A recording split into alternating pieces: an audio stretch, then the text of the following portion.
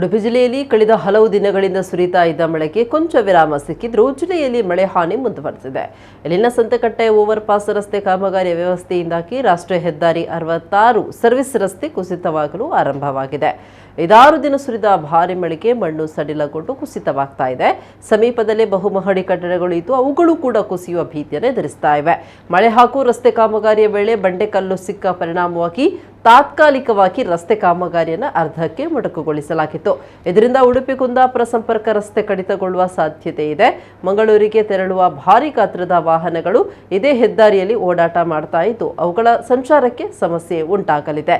ಮಣ್ಣು ಮತ್ತಷ್ಟು ಕುಸಿದ್ರೆ ಈ ಪರಿಸರದ ನೂರಾರು ಮನೆಗಳಿಗೆ ಸಂಪರ್ಕ ಕಡಿತವಾಗುತ್ತೆ. ಮಾತ್ರವಲ್ಲ, ವಾಹನಗಳ ಸಂಚಾರಕ್ಕೆ ತಡೆ ಉಂಟಾಗುವ ಸಾಧ್ಯತೆ ಎನ್ನುವ ಆತಂಕವನ್ನ ಸ್ಥಳೀಯ ನಿವಾಸಿಗಳು ವ್ಯಕ್ತಪಡಿಸಿದ್ದಾರೆ.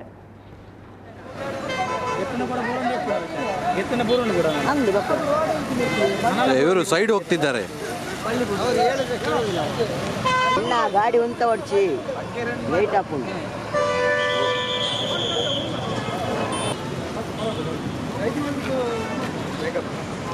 ಈ ಭಾಗದಲ್ಲಿ ನಯಂಪಳ್ಳಿ ಚಿಕ್ಕದೊಂದು ಗ್ರಾಮ. ಇಲ್ಲಿ 350 ಮನೆ ಇದೆ. ಇಲ್ಲಿ ಒಂದು ಯಾವುದೇ ವ್ಯವಸ್ಥೆ ಇಲ್ಲ. ಇಷ್ಟುವರೆಗೆ ಇಷ್ಟು ದೊಡ್ಡ ನ್ಯಾಷನಲ್ ಹೈವೇ ಕೆಲಸ ಮಾಡಿದ್ದಾರೆ, ಒಂದು ಸರ್ವಿಸ್ ರೋಡ್ ವ್ಯವಸ್ಥೆ ಇಲ್ಲ. ಇವತ್ತು ಯಾರಿಗೆ ಒಂದು ಮನೆಗೆ ಹೋಗದ ಪರಿಸ್ಥಿತಿ ಬಂದಿದೆ. ಇದಕ್ಕೆ ಯಾರು ಹೊಣೆ?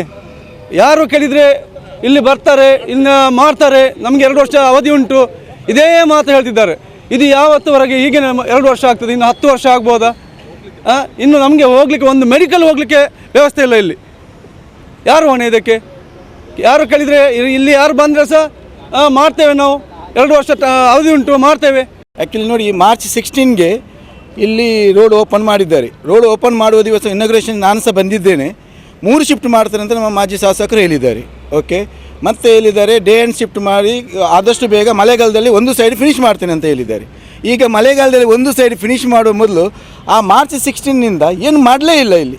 ಇದು ಇಟ್ಸ್ ಎಕ್ಸಾಕ್ಟ್ಲಿ ಫ್ಯಾಕ್ಟ್ ನಿಮಗೆ ಕಾಣ್ತಾ ಉಂಟು. ಈಗ ನಮಗೆ ಅಲ್ಲಿಂದ ಇಲ್ಲಿ ಪಾಸ್ ಆಗಬೇಕು, ಏನಿಲ್ಲ, ನಮ್ಮದು we are like dead. So ಇಷ್ಟು 350 ಮನೆ ಉಂಟು ಈ ಕಡೆ ಹೋಗಲಿಕ್ಕೆ. ಇಲ್ಲಿ ಇಷ್ಟು ದೊಡ್ಡ ಮಾಂಡವಿನ ಜೆರಲ್ಡ್ ಸರ್ ಬಿಲ್ಡಿಂಗ್ ಓಪನ್ ಮಾಡಿದ್ದಾರೆ.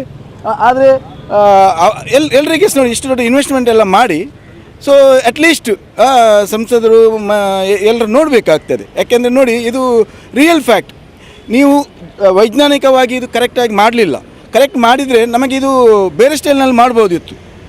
ಈಗ ಅಲ್ಲಿ ತರ್ಪಲ್ ಹಾಕಿದ್ದಾರೆ. ತರ್ಪಲ್ನ ಬಳಿ ಇದು ಎಷ್ಟು ಅಲ್ಲಿ ರೀಸನ್ ಅಂತ ಹೇಳ್ತಾರೆ, ಅಲ್ಲಿ ಬಂಡೆಕಲ್ಲು ಬಂದಿದೆ ಅಂತ. ಈಗ ಬಂಡೆಕಲ್ಲು ಬಂದದ್ದು ಡಿಫ್ರೆಂಟ್ ಸ್ಟೋರಿ. ಇಲ್ಲಿಂದ ಇಷ್ಟು ತನಕ ಇಲ್ಲ, ಇದೆಲ್ಲ ಅವರಿಗೆ ಇದು ಕಟ್ಬೋದಿತ್ತು. ಅವರು ಇವತ್ತು ಬೆಳಿಗ್ಗೆ ಬಂದು ಆ ರೋಡನ್ನೆಲ್ಲ ದಿಗ್ ಮಾಡ್ತಾ ಇದ್ದಾರೆ. ಅದು ತೆಗೆದ್ರೆ ಎಂತ ಆಗ್ತದೆ? ಈಗ ಅಟ್ಲೀಸ್ಟ್ ಜನ ವಾಕಿಂಗ್ ಆಗ್ತದೆ, ಅದು ಸಹ ವಾಕಿಂಗ್ ಆಗಲಿಕ್ಕೆ ಇಲ್ಲ, ಯಾರು ಕೇಳುವವರು ಸಹ ಇಲ್ಲ. This is the problem. ಒಳ್ಳೆ ರೋಡ್ ಇದೆ ಅಂತ ನಾವು ಇಲ್ಲಿ ಫ್ಲ್ಯಾಟ್ ತಗೊಂಡಿದ್ವಿ. ಮೊನ್ನೆ ಓಪನಿಂಗಿಗೆ ಸಹ ಬಂದಿದ್ವಿ. ಈಗ ನಮ್ಮದು ಫ್ಲ್ಯಾಟ್ಸ್ ಓಪನಿಂಗ್ ಇದೆ ಈಗ ನೆಕ್ಸ್ಟ್ ಮಂತಲ್ಲಿ. ಸೊ ಎಷ್ಟು ಒಳ್ಳೆ ರೋಡ್ ಏರಿಯಾ ಒಳ್ಳೆಯದು, ನಮಗೆ ಚರ್ಚ್ ಸಹ ಇಲ್ಲೇ ಹತ್ತಿರ ಇದೆ ಅಂತ ನಾವು ಫ್ಲ್ಯಾಟ್ ತಗೊಂಡಿದ್ವಿ. ಈಗ ನೋಡಿದರೆ ಈ ರೋಡಲ್ಲಿ ನಮಗೆ ಹೋಗಲಿಕ್ಕೆ ಬರಲಿಕ್ಕೆ ಎಷ್ಟು ಕಷ್ಟ ಆಗ್ತದೆ. ಇಲ್ಲಿಂದ ಎಲ್ಲ ಅಮ್ಯುನಿಟೀಸ್ ನಮಗೆ ಇದೆ, ಬಟ್ ಈಗ ಇಲ್ಲಿಂದ ಆ ಕಡೆ ಹೋಗಲಿಕ್ಕೆ ಎಷ್ಟು ಸುತ್ತು ಹಾಕಿ ಹೋಗಬೇಕು. ಸೊ ಐ ಥಿಂಕ್ ಅವ್ರೇನಾದರೂ ಇದಕ್ಕೆ ಪರ್ಮನೆಂಟ್ ಸೊಲ್ಯೂಷನ್ ಕೊಡಲೇಬೇಕು ನಮಗೆ. ಐ ಮೀನ್ ಇನ್ನೂ you can't delay it more. You started it in March and it's been like so many months right now. So I think ನೀವು ಇದು ಮಾಡದಿದ್ದರೆ ಮತ್ತೆ ಎಲ್ಲ ಜನರಿಗೆ ತುಂಬ ಪ್ರಾಬ್ಲಮ್ ಆಗ್ತದೆ.